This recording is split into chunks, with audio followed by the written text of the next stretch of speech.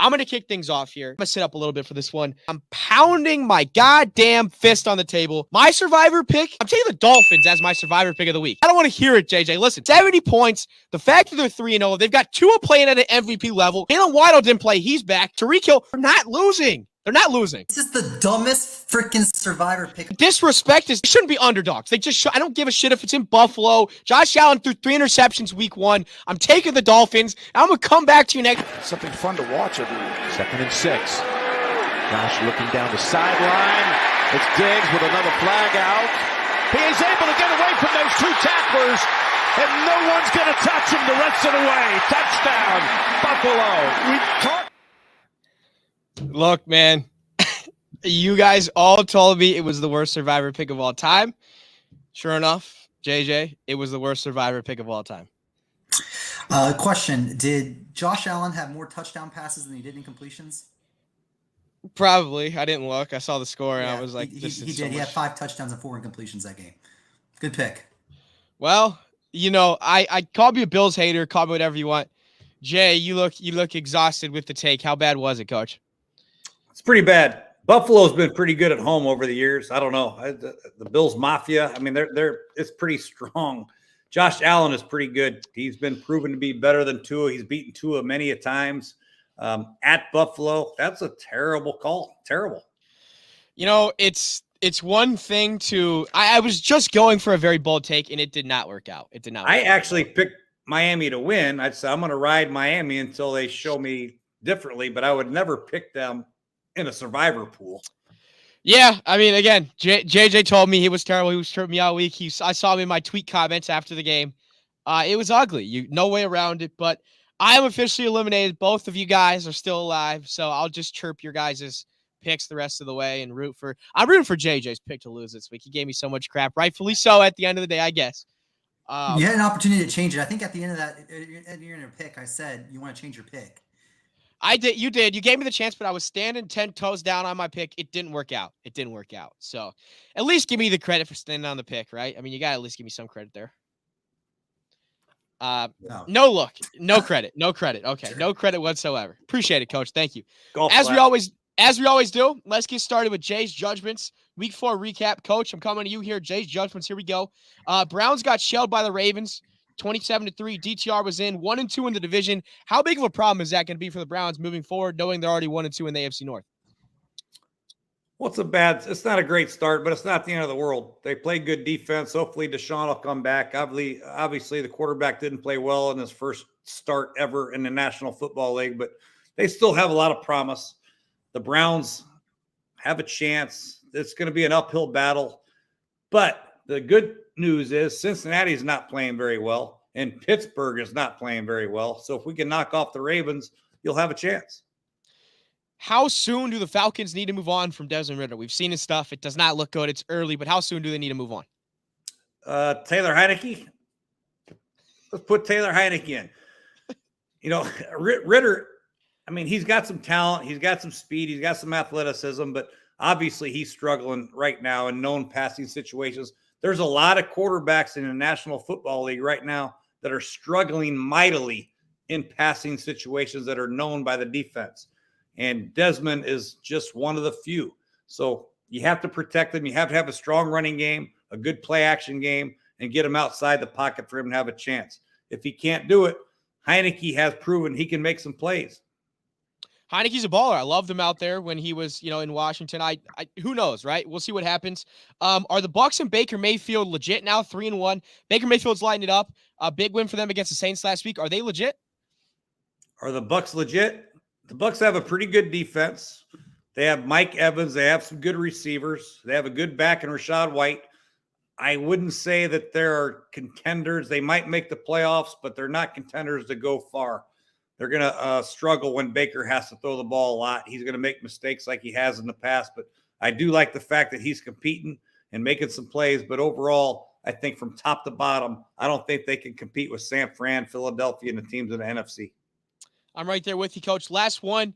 You were on him. Zach Wilson all week last week. Looked great in the game. Fantastic, minus the one drop snap. He's developing. Should he be the quarterback one all year long until Aaron Rodgers comes back? If he does, if not, should they ride out with Zach Wilson all year long? they don't have anybody else to ride out with. I mean, Trevor Siemian, you can't do it. You got to go with Zach Wilson. He showed enough arm talent and athleticism to at least give him a chance and give the Jets a chance to compete moving forward. The Patriots are in a tank right now. You got to try to somehow compete with the Bills, which is going to be a long shot. The AFC East is going through Buffalo and Miami, so it really doesn't matter who the quarterback is for the Jets, in my opinion. The AFC East is going through Buffalo and Miami. There it is, everybody. Week 4, Jay's judgments. JJ, here we are. I got to come to you, JJ. That Chiefs game. I can't remember. Did you have the Chiefs to cover or did you have the Jets to cover? Sunday night? I think on Sunday night I had the Chiefs. I think I did take the Chiefs. I did take the under, though, in that game. And that also didn't hit. I think it was Mahomes should have scored there, JJ, at the end. They would have covered. I mean, come on. He's got a score there. I was just going to ask. That one. I wouldn't be as mad as that one as I was at the Rams kicking that last field goal a couple weeks ago. I mean, Mahomes, he ended up giving himself up, but I mean, he ends the game right then and there. I mean, why would you want to risk injury? You should know this, Pop. I mean, like, you don't want to risk the guys, the defensive injuries. If you kick all he had to do is stick his foot in the ground and score. Yeah, you score, but then you have to go kick off, and then who knows? The Jets could score a sympathy 6. I agree, but I'm just saying. Yeah, he did the right thing, honestly. But if you were betting on the Chiefs, you'd be upset that he didn't score, right? I was upset. I was sick. Yeah, see, there you go. There's one. My girlfriend Morgan went to sleep. I was laying in bed by myself watching the game. I had the Chiefs. I saw him run. I was like, oh my God, he's going to cover. I saw him fall down. I was like, somebody ripped my heart out of me, man. It was sickening. It was sickening. 89% of the public was on the Chiefs to cover in that game. So a lot of people in America, across America, were pretty upset. But let's get into the Week 5 picks here. Bears Commanders is the first one, Thursday Night Football. JJ and I are on the Bears to cover in this one. As always, Coach Jay is taking his Commanders. Coach, what do they have to do to win this game and cover the -6? Washington's a better team all around. Their defense is better than Chicago's defense is putrid right now. They don't have any secondary at all. They're all injured. All right. They have no pass rush. So Sam Howell will have a field day. Bieniemy's going to dial them up. Washington has 3 quality receivers. They have 2 or 3 tight ends. They have 2 quality backs. They will score easily against Chicago, and Chicago will have major problems with the front 4 of the Washington defense with Deron Payne, Jonathan Allen, Montez Sweat, and Chase Young. They won't be able to block them. This is going to be an easy pick. I promise you Washington covers easily in this game. So talk to me, Justin Fields. What do we got to do? What are we doing here with Justin Fields? He looked good in the game, but they blew the 20. I think they were up. What are they up? 21 points in that game? Where they have 21 points and they blew it.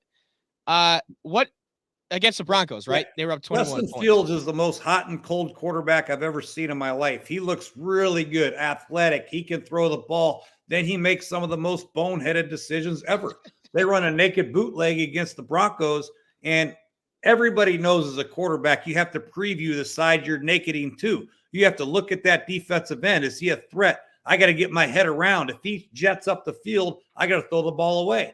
And he gets a fumble, and Denver returns it for a touchdown. And now all of a sudden, Denver's back in the game.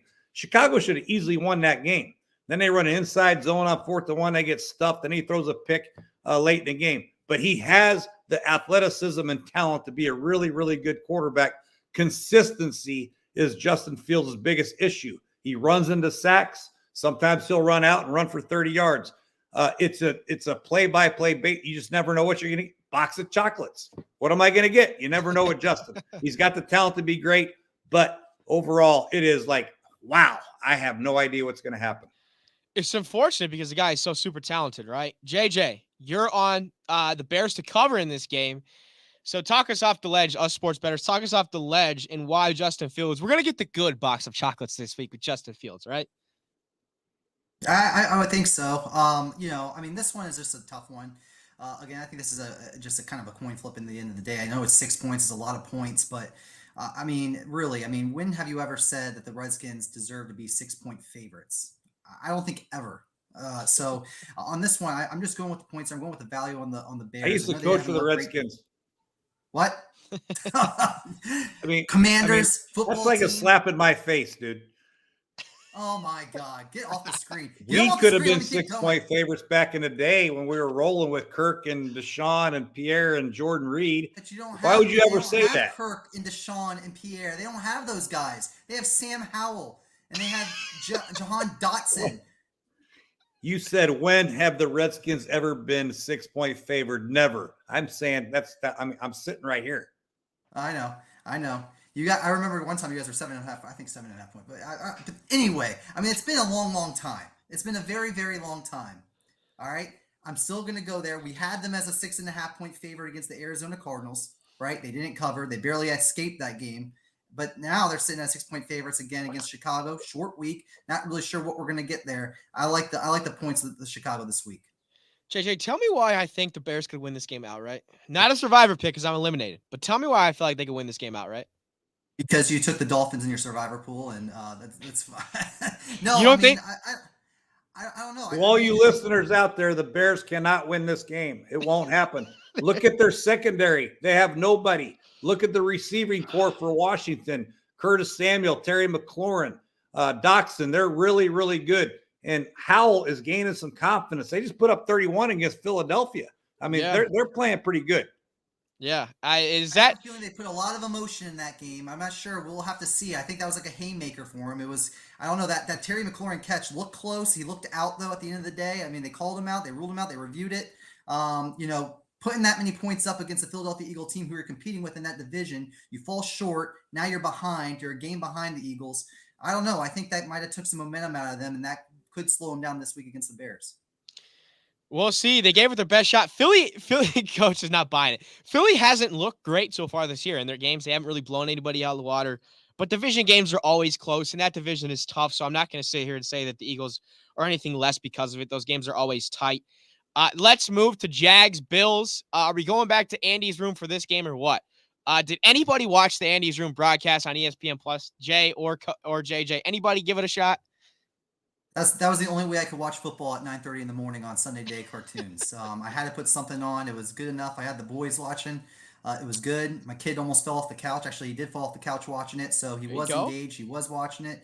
I like the best where they were actually giving trivia questions out during the broadcast too, to get him kind of a feel on how many players on the field, how many teams there are in the NFL. It was kind of cool going over that. I mean, there was a lot of cool aspects in it. 100%. Peter, let's put the picks back up there for Jags Bills. I, myself, and JJ are on the Bills to cover. Surprisingly enough, with how much of a hater I am for the Buffalo Bills. They look good last week, unfortunately. And again, right, I think they're going to keep rolling in London. The only thing that concerns me, Coach, and I'm going to come to you here, is the Jaguars have been in London, right? They played in there last week. They're acclimated by now. They've stayed there all week. Does that factor into your decision here as to why they get the cover? 100%. That's a big deal. That time change is legit. And Jacksonville's been there. They played there. And Buffalo coming off a huge win. I mean, an emotional win against Miami. They silenced a lot of critics, and they're rolling. And Buffalo, if you guys remember Buffalo throughout the years, they always have a couple lulls throughout the season where they don't play up to their capabilities. And I believe Jacksonville played pretty well against them last year. So I think they might have beat them, actually. And I think Jacksonville's going to come out strong. And Calvin Ridley will get in some plays, and ETM will have some plays. And I think it'll be a close game, but I think at the end of the day, it'll be within a field goal to 3-4 point game. If it's a field goal, 3-point game, they get the cover. JJ, I'm coming to you here. Give us a couple key factors as to why the Bills are going to cover in this game and cover that -5.5 spread and get the W in London.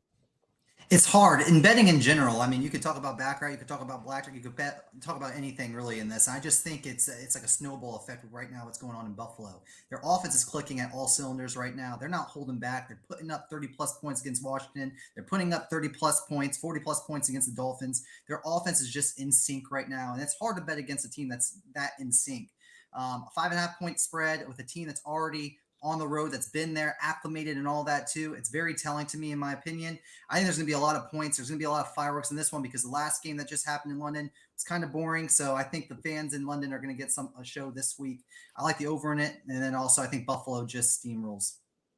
Yeah, I mean, I was surprised in general that they sent the Falcons over there to London so early just to see Desmond Ridder. It was a very boring game last week, but this one should have fireworks. Should be way more high scoring.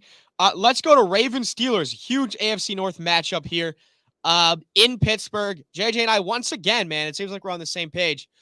Baltimore to cover in this game. Everyone's on the under, clear slate. Kenny Pickett is banged up. Looks like he is still going to go. He got that, banged up knee last week. Looks like he is going to play. Coach, they did not look good against the Texans last week. And I personally find it hard to believe they're going to be able to go cover against a Baltimore Ravens team that looks like they're coming together and looks like it's going to be a very big force in that division and in the AFC playoff picture in general. I just can't remember last time Baltimore was favored at Pittsburgh by 4.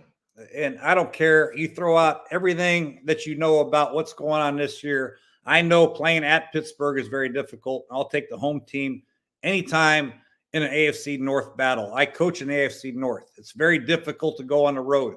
Pittsburgh's coming off a loss. They were getting hammered in the media. Their offensive coordinator should be fired. Tomlin's getting killed. Pickett's getting killed. I promise you the Steelers will come out smoking and play very, very hard, and this game will be close. Baltimore versus Pittsburgh usually is pretty close.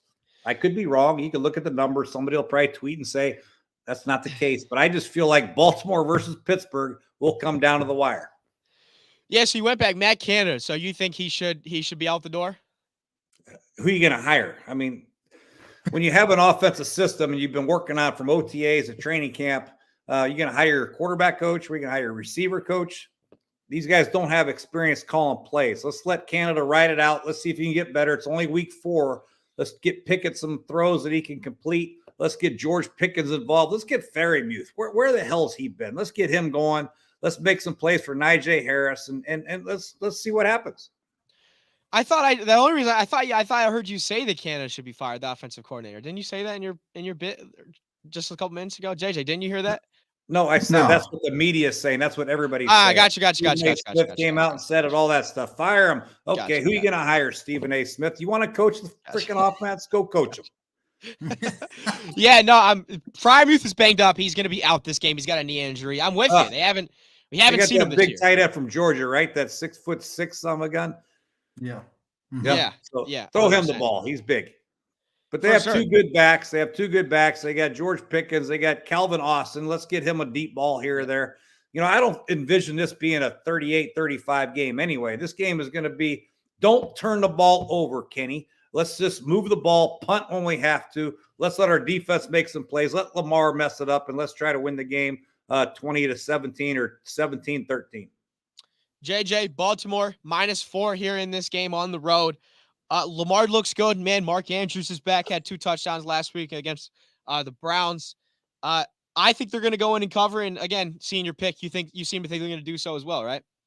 Yeah, I mean, I just don't know how you can back Pittsburgh. I know the history's there. I know things might not be going well there, and who knows, maybe they turn on the Jets. But I mean, offensive line has been bad. Kenny Pickett has been bad. I don't really consider George Pickens like a true number 1 playmaking receiver. He'll give you some tough catches and get some yards for you, but I just don't think it's all there. Deontay Johnson being out kind of hurts them.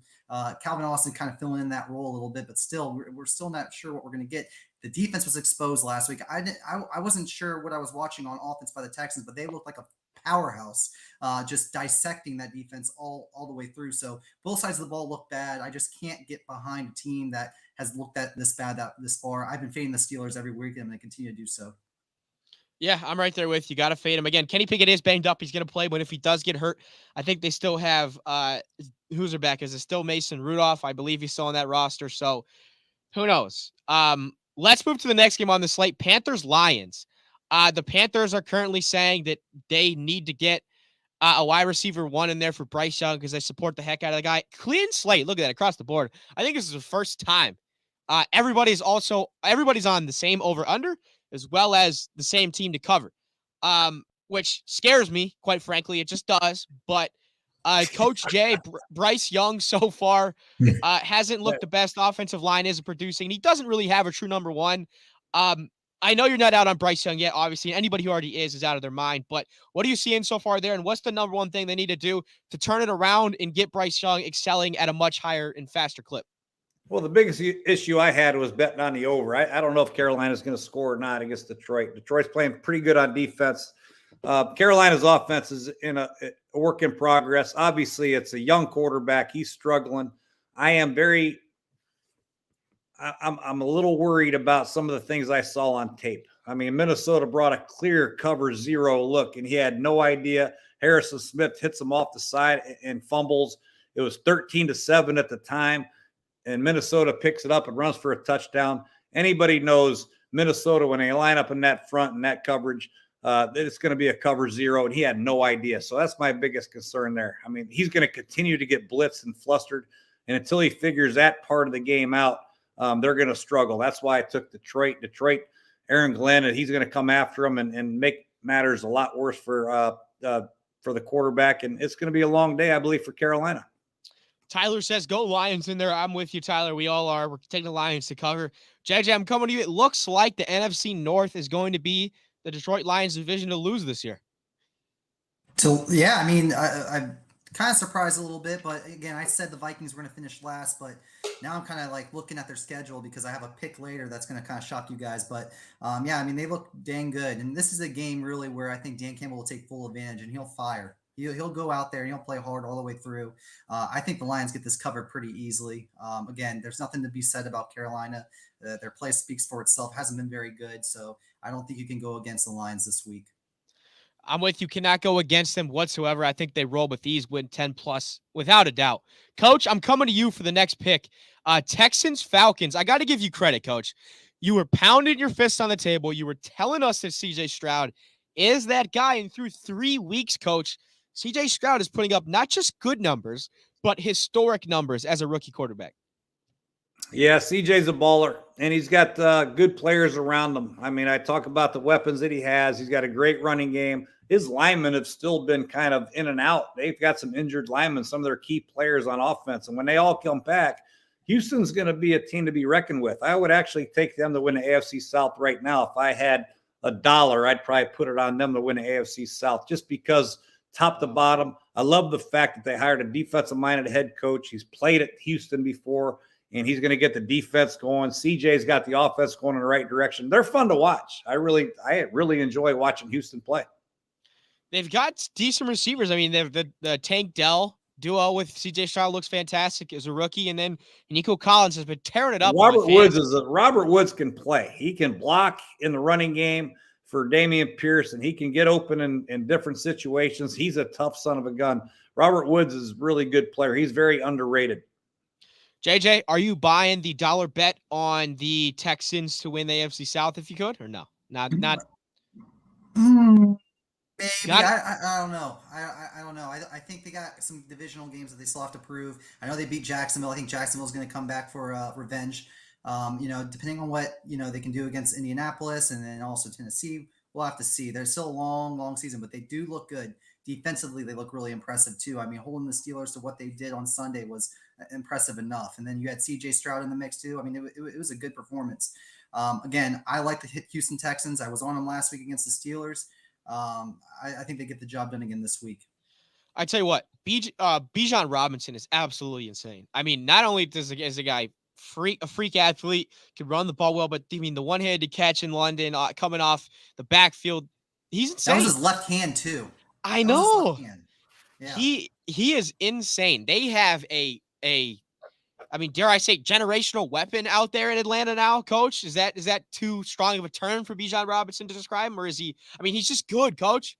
Oh, he's pretty good. Can you imagine if he had a quarterback and an offensive, like the receiving core that had a threat of throwing the ball down the field? If he had a light box, he could run out. Now he's facing safeties in the box. I mean, people don't really care about Ritter throwing the ball. They're all stopping Bijan. Imagine if they had some weapons on the outside, how good he would be. It'd be scary. Very, very scary. For Bijan's hope and for those fans out in Atlanta, I hope they figure it out because he is too special of a talent for them to not figure that out 100%.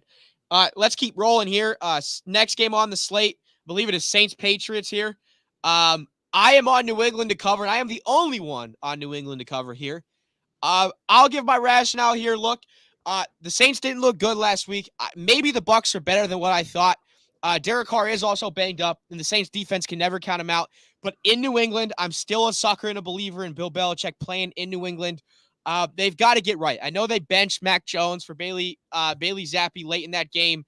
but they have to get right here in New England. Coach Belichick needs to get a win. He's 1-3. He cannot go to 1-4. So JJ, I'm on the Patriots here. Why are you on the Saints in this one? I mean, they don't have Matt Judon. He's out with torn biceps. Christian Gonzalez, I think he's out too. Defensively, I don't know who they're going to be relying on to stop the New Orleans Saints, even though the New Orleans Saints haven't looked good on offense ever since the second half of the Green Bay Packers game. So I hope they get things in check here. Maybe Derek Carr gets a little bit healthier coming into this game. But at the end of the day, on the roster, defensive side of the ball, the Saints are much better. Offensive side of the ball, the Saints are much better. I'm going with the better team, New Orleans Saints. Coach, I'm coming to you, back to you here. This is probably a very early question to ask, but I've seen it, conversation about it. If they can't figure out that quarterback situation in, the post-Tom Brady era in New England doesn't ever come close to what it was with Tom Brady. And obviously he's one of the best quarterbacks, so it's probably never going to get there. But how many losing seasons or bad seasons do you think Bill Belichick would have or want to have before he decides to just hang it up or go somewhere else or whatever the case is? Well, he can hang it up whenever he wants. He's a Hall of Fame coach and obviously one of the best coaches in the history of the NFL. So I don't know how much longer he wants to take this and watch this with Mac Jones. This is it's a work in progress. Mac Jones is not athletic enough to get out of trouble. His arm strength isn't good enough to really push the ball down the field. Their running game isn't really good enough to dominate the line of scrimmage. They don't know where they don't have a true identity on offense. And that is the most scary part about being a coach and trying to call plays is what is our identity? They can't pound the ball. They can't drive the ball down the field. They don't have the receiving core to get open. Their tight end play is minimal, weak. The running game is the running backs are average. So I don't know where you turn. If I'm the Bill O'Brien and trying to call plays, I don't know what I'd call right now. And that's why I took New Orleans. At least New Orleans has Derek Carr, Alvin Kamara. They can bring in Taysom Hill and run the ball a little bit with him. They have good receiving core. So I would imagine New Orleans can score 17 to 20 points. New England, I don't know how they score. Yeah, you're talking me. I'm nervous about this pick. I mean, how do you put up points when Mac Jones is your quarterback and your goddamn receivers are Juju Smith-Schuster, Kendrick Bourne, Matthew Slater, Kayshawn? I mean, they're just not good at receiver, like at all. Matthew Slater's a special teamer. I don't think Devontae Parker. Has Matthew Slater caught a ball in his 15-year career? Probably not. He's second on their depth chart right here for receiver, which is weird. Trey Nixon's also on there. He doesn't. Point being, the point still stands. They don't have receivers. Right? I agree. That's what I'm saying. And they got Hunter Henry as their big-time target. And, I mean, it's Hunter Henry. I mean, he's a good player, but it's not like he's not Travis Kelce. He's not, come on. Yeah, no, I'm with you. I guess Matthew Slater, using him as an example, is just to show that their receivers are not good at all. I mean, Juju Smith is your number one. You're going to be in trouble regardless. So who knows, right? We'll see how long Coach wants to put up with it. Interesting thought there from Coach Jay, as always. Let's move on to the next game on the slate. Giants-Dolphins. Probably one of the ugliest games this week. Play of the day for Coach Jay is on the Dolphins. I'm on the under just because I think the Dolphins could win this game like 41-3 or something like that and still go under. Mm-hmm. Darren Waller is like non-existent on the football field. The Giants offensive line, you could drive a Mack truck through that every time because I saw so many clips from the last game. Like the holes open in a bad way. Like they don't create holes for the running backs or for anything else other than a free blitzer, a free linebacker or safety coming right through. Daniel Jones hasn't been good, but Coach, Daniel Jones doesn't have any damn time back there. He's got no time and no really receiving threat either. Saquon's not going to be back, I don't believe. If he is, that'll help. But I took, obviously, Miami. I mean, Miami's going to beat these guys to death, and they're going to come out. I don't know how the Giants are going to stop them. They don't have a pass rush either. Their secondary is kind of beat up, and Miami's coming off a loss. This could be a bad day for the New York Giant franchise, and I don't know how the Giants can keep up. I think the Giants will score. Miami's defense isn't very good either, so I think they'll get some points on the board, but I really think this will be like a 49-14 type game. JJ, did the Giants really have a secondary before they were banged up? No. I mean, so just with that being said, they won a lot of games last year. I don't know where everybody went, but it seems like they are a totally different team than they were last year. And offensive line is a big issue. Saquon's a big issue, but the receiving core Darren Waller, I mean, if you sign Darren Waller, you got to utilize him. You got to put him in the slot. You got to use him for option routes. They're not really doing a whole lot with Darren Waller, which is confusing to me. Waller makes it easy for a quarterback, and they're not using him very often. Maybe he's hurt still.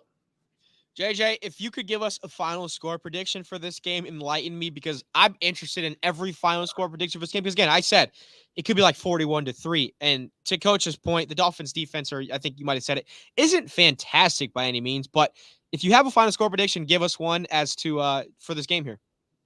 38-17. 38-17. Dolphins are going to start out hot. Giants aren't going to be able to put up any points. Giants are still one of the 2 teams left in the NFL that still have not scored in the first half of football. I love the Dolphins to start out hot. I think that they're going to go up 14-3, possibly by halftime, maybe even 21-3. They're not going to look back. I think they're going to get a couple more when the third quarter comes around. And then eventually I think Daniel Jones may find the end zone once or twice once the Dolphins let the foot off the gas. But overall, I think they're going to win 35-17.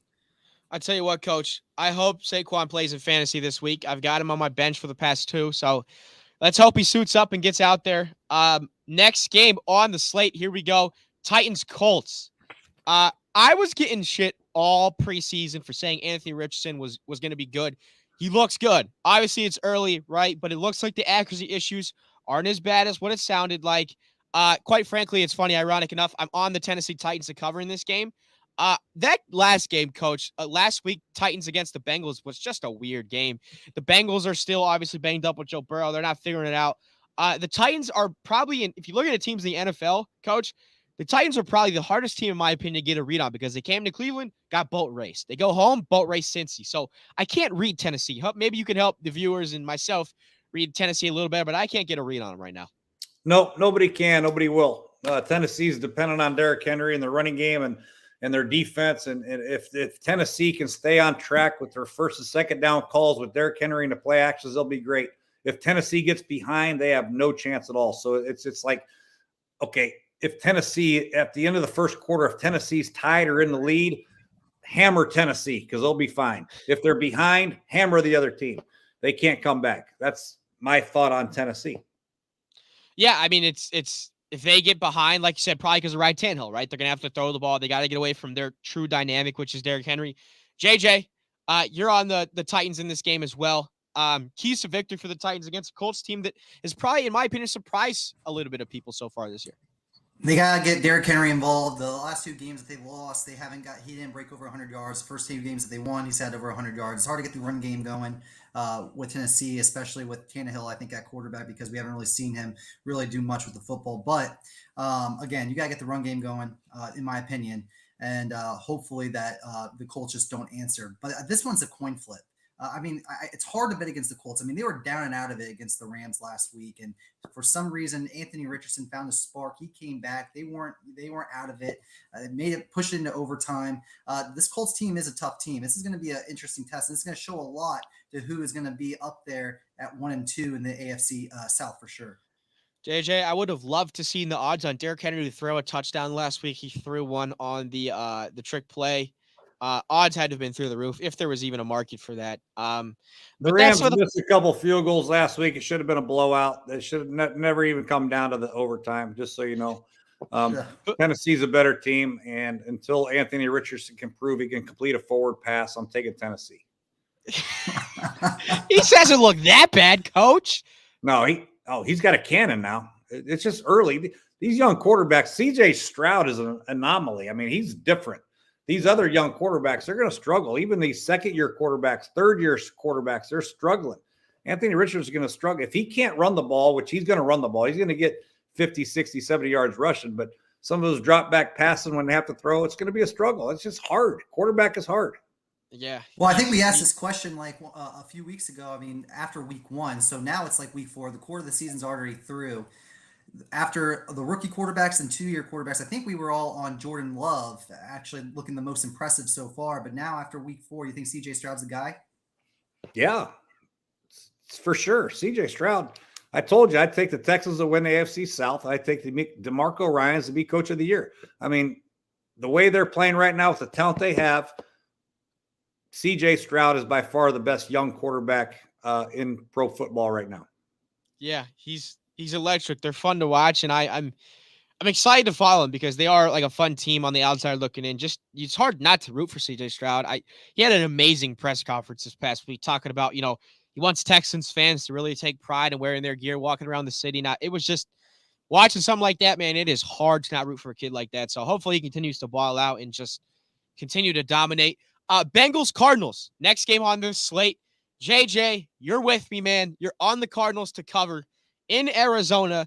Are you still with me when it comes to fading Joe Burrow and the Cincinnati Bengals offense that can't seem to put it together? I said it earlier. There's two teams in the NFL right now that haven't scored in the first half yet. It's the New York Giants and it's the Cincinnati Bengals.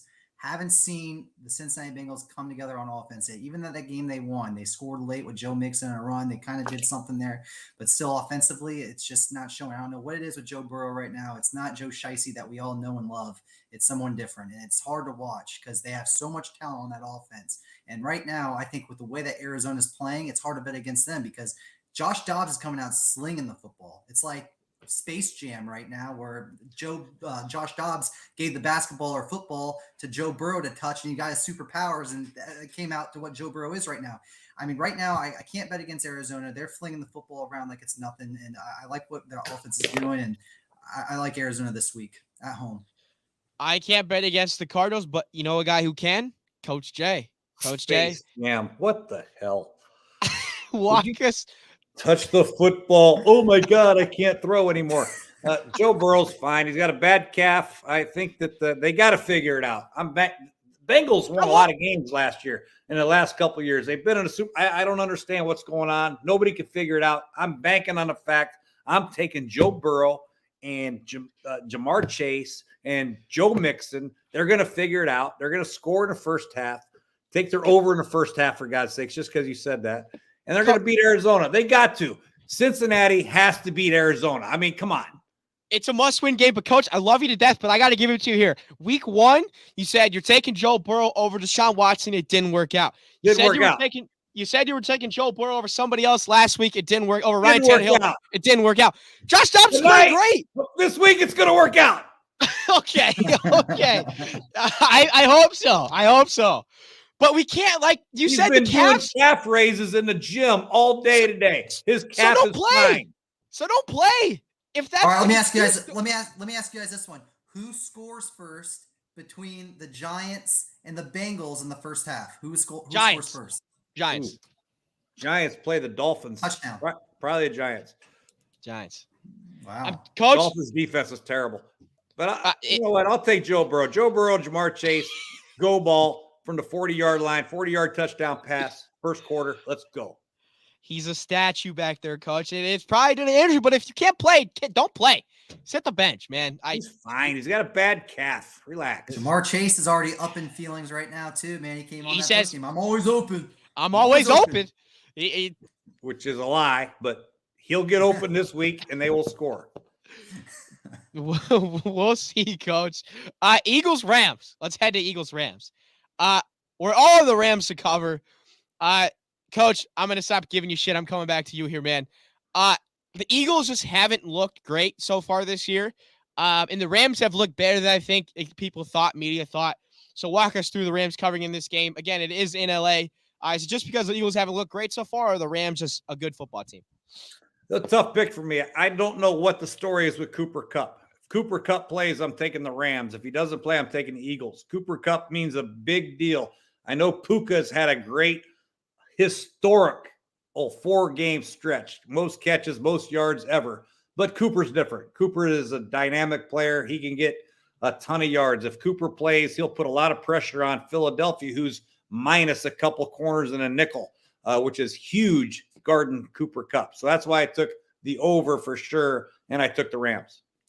JJ, come back to you. Thoughts on the Eagles this year, man? Not great. I think their schedule gets a lot tougher here as the season progresses, but thoughts on the Eagles so far? I haven't been overly impressed. I mean, God, they're 4-0, right? So it's hard to win the National Football League. Yeah, 4-0. Yeah. Coach, come on. They haven't been impressive, Coach. They're 4-0, but they haven't 50-0 every week. All you want is 4-0. 1-0, 2-0, 3-0, 4-0. That's what the goal is. Just win. I get it. You know it better than me and JJ. Just win. I get it. JJ, thoughts on the Eagles?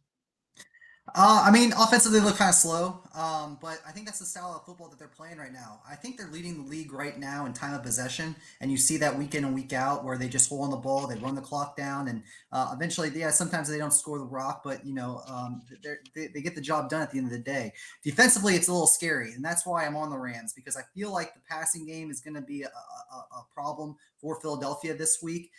Cooper Cup, no Cooper Cup. I still like the Rams. I like them to win outright in this one. Just straight up. I think it's going to be a high scoring game again with the secondary problems that the Eagles are facing. But I think you're going to see a little bit of a side of Jalen Hurts where he's going to kind of come back and compete. But that time of possession is not going to be a factor this time because I think the Rams start out hot. They start out first, and Eagles are going to have to match them. So I like the Rams this week. Coach, Eagles are 4-0. They're a good football team. We'll put it at that. We'll move on. Next game on the slate, Chiefs-Vikings. JJ, I swear to God, he is a closet Minnesota Vikings fan. Every time he tweets something, it's got the Vikings. Every time he puts a damn pick on the board, it's got the Vikings. JJ, do you have a Justin Jefferson jersey in your closet or something, man? No, but I think I might get one, dude. That guy's raw. But no, I mean, the Minnesota Vikings, this is a weird spot for Kansas City. They just went to New York. They just played over there. Now they got to go to Minnesota. All right. We talk about travel. There's that. They're going back-to-back road games. Okay. 1 p.m. Kirk Cousins in the dome. He's a different breed of quarterback. He played great. He didn't play so good against Carolina. He had that one goal line interception. But other than that, so far this season, he's looking like an MVP quarterback. We talked about the Chiefs being one of the better defenses in the league too, but I think they're going to show some of their true colors. I think it's going to be a high-scoring game. But I think ultimately, the Vikings defense, especially last week, they did a lot better against Carolina. But I think that they're going to figure a way to win this game. It's going to be close. It's going to be a shootout. But Kirk Cousins and company, they got this one in the bag, I feel. Coach, I got a question for you. Coach, I've got a question for you. Are you by chance, are you a Swiftie at all, man? Just got to ask. Swiftie? I liked her when she was a country music star. I didn't like her when she crossed over. No. I like when she sang Tim McGraw and all the country music. After that, when she left over there, then I quit. JJ, Swiftie? By habit because my wife is. Yeah, I guess I am. I don't know. Coach, let's get thoughts on this because everybody's talking about it. We're not even talking about Taylor Swift because I am sick of it, quite frankly. But like, they're making every Chiefs game out to be about Taylor Swift now, man. Isn't it becoming a little bit ridiculous? Like a little bit. A little bit. Oh, thank you. Exactly. It's a lot ridiculous. It's a little bit. Yeah. Like, I mean, NFL she's pretty popular. She's close to a billionaire and a major music person. But I mean, there's other players that have dated some famous players or famous women before or men. I don't know what the hell. I mean, I don't know why somebody dating somebody is such a big deal. Let's watch the game. I mean, I want to watch the game. I want to watch Patrick Mahomes not slide on the 1 yard line, so I lose my bet this week, Coach. That's what I want. You're on the Chiefs to cover. Give us some keys as to why. Well, I also played the under. I think the Chiefs struggle a little bit on offense. They're not quite there offensively. I know they got Travis, but their receivers are not very good right now. And they're going to play they're going to see a lot of zone against Minnesota. There are going to be a lot of check downs, a lot of runs, a lot of ball control. Same thing at Minnesota.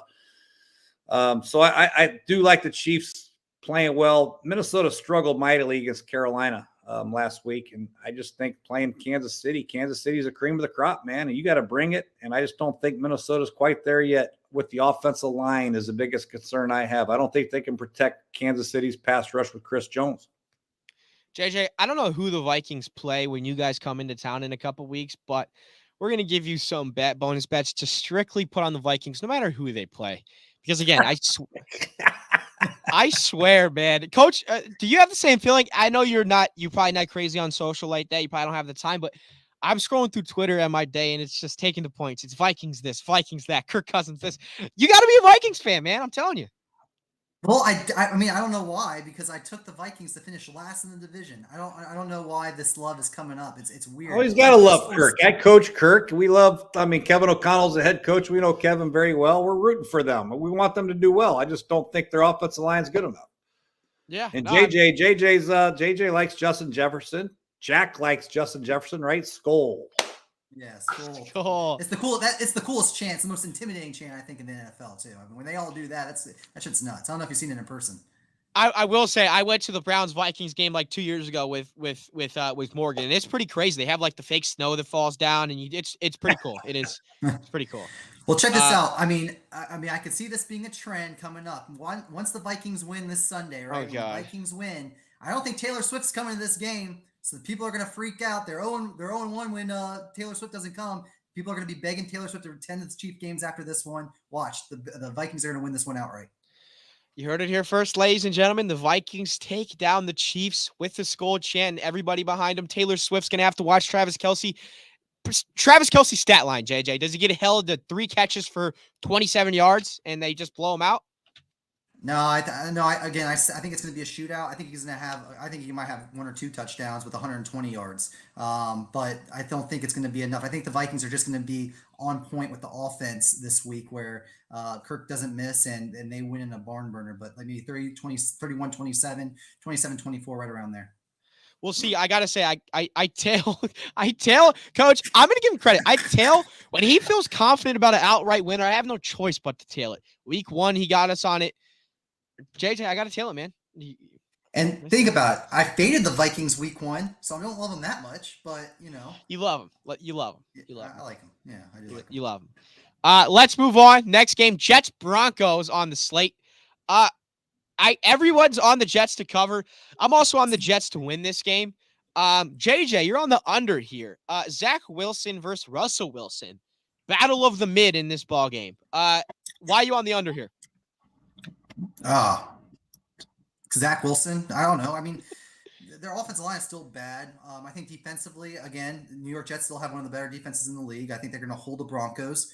And I just don't know how much I trust Zach Wilson in the offensive line, in Denver. So I got to go with the under there. I think it's a no-brainer. On the game, though, it's pretty much a coin flip. I literally just took a side there. I'm not confident in the Jets, but I just think it's going to be, especially if they're away, I always like to take the away team with the under 2. So it just kind of makes sense for me. The Broncos have losing, but they're putting up some points. I know the Jets defense isn't obviously a pushover. Coach, you're on the over with me as well. Obviously, the Jets to cover. Do you think, Coach, that the Jets have a shot to win this game outright?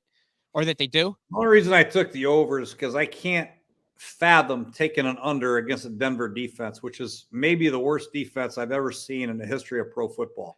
So that's why I took the over in that game. Now, I can't also fathom to take an over with the Jets offense. So I didn't know what to do. I do think the Jets have enough offensively to score a few touchdowns to beat Denver. And I think Sean Payton, Russell Wilson will come up with some luck sack touchdowns to make it, make it an over game. But I don't know. I mean, Sauce Gardner and Reed, I don't know. They're going to cover the heck out of the receivers for Denver. I don't know how Denver scores. Personally, the over-under was just I just couldn't do it with Denver's defense as bad as they are. The refs, Sauce Gardner a call on that BS flag when Pat Mahomes threw the pick. That was a flag. He held him. It was the timing of the flag that was bull crap, right? Yeah. It made it look. I think if the ball wouldn't have gone that way, he wouldn't have thrown the flag. But since it came that way, he threw it. It's good game management. It's a good game management. I referee basketball. Okay, it's sometimes you hold on to the whistle if the play is no outcome or whatever it is for neither side. You let the play go. But since it was an interception, he's gonna throw the flag there. Coach, I wanted to come to you as obviously being as involved in the NFL as you have been over the years. The holding call, did you get a chance to see the holding call late in that game that didn't get called when Mahomes ran on the 3rd and 22? Did I see that it was called, there's a such thing as a proper holding? Is that a thing? He had his hands in the breastplate like that. And technically, if your hands are in between the shoulder pads, you can grab them right there. And I think that's what he did. I think that was pretty legal, in my opinion. My God, tell the defensive lineman to rip his hands off. That's what I'm saying. I think he was just standing. You don't have to just stand there and let the guy give you a titty twister. Swipe his hands off, for God's sake. That was worse by the defensive player than any kind of holding that should have been called, in my opinion. Have some pride. Get off me. Right? You like the titty twisters, don't you? Yeah. Now I'm with you. Mahomes had all day back there, and he just scampered for 22 yards. So, yeah, have some pride. The Jets. Get off a block. Yeah, for sure. 100%. I don't even know who was blocking him, but I actually think it was, what's the Chiefs' left tackle name? He's had 12 penalties on him all year. He's the most penalized right offensive tackle left is tackle. Juwan Taylor. The left tackle That's is okay. yeah. So I was thinking of the right tackle. Either way, I'm with you. Have some damn pride. Get off the block. Sunday night slate. Sunday night football. Cowboys 49ers. This should be a fantastic ball game. I tell you what, I think this could be the week that the San Francisco 49ers lose outright, JJ. I know you're on them to cover as well. Please tell me you think that there's a sign of life with you as well that the Cowboys win this game. I love this play. I love Dallas. I think they win straight up too. I'm gonna give you a quick hot take on for this week's slate of games. I'm going Dallas money line. I'm going Kansas City money line, and I'm going Los Angeles Rams money line. Parlay, take it to the bank. There are going to be some crazy upsets. The dogs are barking. Wait. Time out. You took Minnesota. No, I mean, I said no. I didn't say Kansas City. I said Minnesota. Oh, what was I saying? Kansas City? All right, let me do this again. Redo. Jesus. I'm taking Minnesota money line. I'm taking the Los Angeles Rams money line, and I'm taking the Dallas Cowboys money line. 3 underdogs. The dogs are barking this week. I love Dallas here in this spot. And it's a weird one because Dallas is on the road. They're going to San Francisco. They opened at 3. Okay, that's essentially just kind of like almost like a coin flip that the books are giving you there. They think that, it's going to be a close game, whatever. If you're going to Dallas and you're playing Dallas would be -3, right? With the home field advantage and all that good stuff. So looking at it right there, I mean, it's a coin flip of a game. And from how good the 49ers have been playing lately and how good their defense is, Dak doesn't look impressive. He lost against Arizona. This is a great spot for Dallas to win this football game if you're looking at it by the books. And I think I'm going to take the money line there and be good with it. Coach, I can see you down there. You don't look too pleased. I'm looking at my talent, and San Francisco is a better team right now. At this point in the season, they're better. They have no weaknesses on offense other than maybe the interior offensive line could have problems. But if Christian McCaffrey struggles, Debo will hurt you. Brandon Ayuk will hurt you. George Kittle will hurt you. They have different ways to attack you on offense. Defensively, they have an elite pass rusher, an elite safety, and elite linebacker. Dak Prescott will struggle in known passing situations. He always has, always will against the Cowboys. He had a 63% passer rating last year against them through 2 picks because of known passing situations. The only thing that can help Dallas is if maybe Brandon Cooks or Michael Gallup, Pollard's got to get outside. Jake Ferguson's got to make some plays. Somebody has to step up other than CeeDee Lamb. But I just think San Francisco right now is hitting on all cylinders, and they have way too many ways they can hurt you. And they take the recipe from the Arizona Cardinals, who ran the ball right down their throat. Do you think that they're watching that film maybe and going to give the ball to Christian McCaffrey, maybe run left behind Trent Williams, and let's run at Micah Parsons and just bludgeon them until they, can't stand it? I heard you say if CMC struggles, is it even possible for Christian McCaffrey to struggle? I mean, the guy's a freaking stud. And is he, Coach, is he your clear-cut favorite through week 4 or favorite to win MVP through week 4 so far in the NFL season? He's got to be, right? Yeah, so far so good. And he can hurt you a lot of different ways. Outside in the passing game, he can line up an empty. Dallas likes to play a lot of man coverage, so they're going to motion him out to empty, and Van Der Esch is going to have to cover him. Good luck. He's got a neck brace on. There's no chance that'll happen. They can hit you with inside zones, outside zones, power plays, all kinds of misdirection type plays. And most importantly, they can always run left behind my guy, Trent Williams. JJ, through 4 weeks, I'll come to you. Is Christian McCaffrey your favorite to win MVP, or do you have somebody else in mind? Is it Justin Jefferson? No. I don't know. I think Josh Allen right now. After the performance last week, and then also I like Tua still ahead of CMC. I just don't see a running back winning MVP. I still won't, especially when the season progresses. We're about to see a masterclass by Josh Allen because, again, that offense is in sync, and who knows what Tua can do this week against the Giants. I mean, he's going to still pad his numbers up too. So I think one of those two guys got the MVP on lock. I think CMC will be 3rd or 4th. It's going to be a fun race to watch as the season progresses and as we come back every Wednesday night at 6 p.m. for you guys. Last game on the slate, and then we'll get to the Survivor picks before we head out. Peter, let's put the picks up for the Monday Night Football game. Packers at Raiders. We're all on the Packers to cover and win this game. which, again, scares the shit out of me. We're on the under. Coach, you're on the over. You see points in this Monday night matchup between the Raiders and the Packers. Yeah, it's kind of weird because the Raiders give up deep balls like no other team in America, and Green Bay can't convert the deep balls, so something's got to give. I think the Packers will convert some play-action passes. More importantly, I think Aaron Jones and A.J. Dillon will get going. I just don't think the Raiders can protect. I mean, last week they gave up 7 sacks, 6 to Khalil Mack. I mean, the Packers have a pretty good pass rush for Sean Gary, Preston Smith, and the rest of the crew, Kenny Clark. I just don't think the Raiders have enough weapons offensively to combat the Packer defense. And then, of course, Jordan Love should hit some big plays with Romeo Dubes and Christian Watson. Free my guy, Devontae Adams, man. He deserves a better quarterback. He's a stud. JJ. I don't even know. Is Jimmy Garoppolo even playing? Yeah, I don't know that either. Sure. I'm with you. I don't know. That was a bad pick by Aiden O'Connell at the end of that game, and they almost had an opportunity to come back and win because I took the Raiders straight up last week, and they kind of let me down. But yeah, I mean, right now I don't know how you can back him with Aiden O'Connell playing as quarterback. Even Jimmy G, it's tough. Packers haven't been impressive either. I mean, they did come back against the Saints last week or 2 weeks ago, and didn't look too good against the Lions. So who knows? They got to get on the road and travel out there. I'm not sure. So. See what happens. Way to sound confident, JJ. Coin flip. I don't know what's going to happen. Coin flip. Stupid game between two teams that have no shot of making the playoffs. It's a stupid game.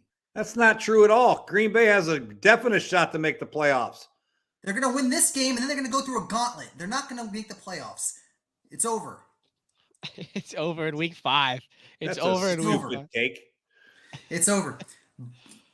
I mean, look. NFC South. You got the Eagles and you got the Cowboys. What if something happens to Jared Goff or something like that? What if something happens? There's a lot of football left. Here we go, JJ and Coach. Packers schedule upcoming: the Raiders, Denver, Minnesota, L.A., Rams, Pittsburgh, Chargers, Lions, Chiefs, Giants. So good. For sure, Green Bay is not out of it. Are you kidding me? That sounds like a 500 record if I ever heard one. 500 might win that division. I think the NFC South. I think if the Bucks keep on patting on wins, and you can't always sleep on the New Orleans Saints either. And then I think two teams are coming out of the South. I thought we were talking about the Packers. Well, I'm just talking about them not making the playoffs either. You got to think about all the other teams. The NFC South is loaded. Yeah. Well, I think two teams are going to get into from there. I mean, that division's so bad that two teams are going to rise to the top at like 10-7 possibly, right? And get over than an 8-9 Packer team.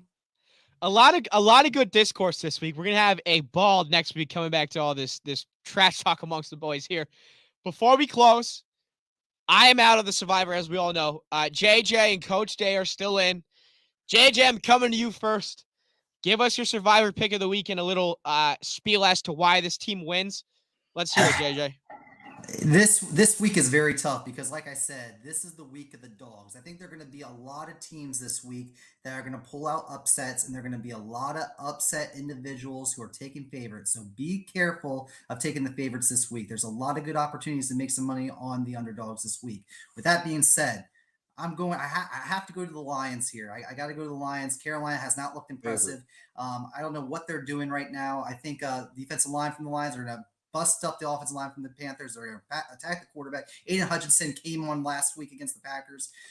Jared Goff's going to look good. Amon-Ra is the only thing that scares me. I hope he plays. Right now, he's iffy, and that was like the quote-unquote words that were used in his injury report.